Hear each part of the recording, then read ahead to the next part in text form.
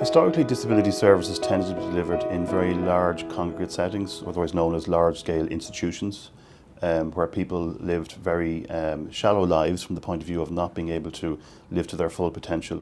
John would be in St Raphael's for the best part of over 30 years, actually. And it's kind of a hard thing to say that it served its purpose, but there was no alternative, really. Majority of Margaret's life that she remembers has been living on campus in an institutional setting. Martin is a 50-year-old gentleman and he has lived in St Patrick's since he was a young boy. Martin had just withdrawn from life. He chose to spend much of his day in bed, to the point of nearly 90% of his time.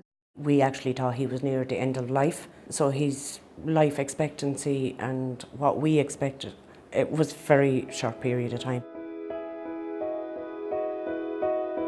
The Service Reform Fund, at its very simple level, is about transforming lives. It's about facilitating people to live ordinary lives in ordinary places. Partnership is fundamental to the Service Reform Fund. It involved not just the Health Service Executive, but multiple other agencies, along with Atlantic Philanthropies and Genio, Department of Health, and other key departments who are very much behind this initiative. We all came together as a group and we started then specifically looking at the individual needs of people here who had to move off site and move into community homes.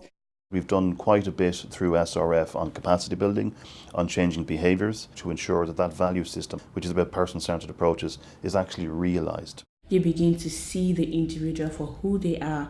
They begin to come out of their shell. They can make choices. It is possible, no matter what the level of disability, that person can participate in their life with support and not just receive care. In 2015, it was a struggle for him to walk around the building. Now he can walk 4k around Jenkinstown up the hills, powering away. He's no longer on an end-of-life care plan. He's involved in the shopping and preparing of his own meals. Margaret's sister had contacted me recently about buying her clothes, and she just said to me, she says, I'm sick of buying her teddy bears. You know, she's not a child anymore.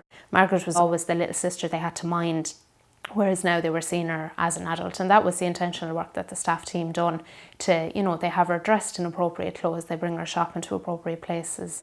He's his own person, which he has never been for such a long time, really. And he can make decisions, what he wants to do. You know, it's just like coming out of a winter, and a long winter, and just coming out into a bit of sunlight.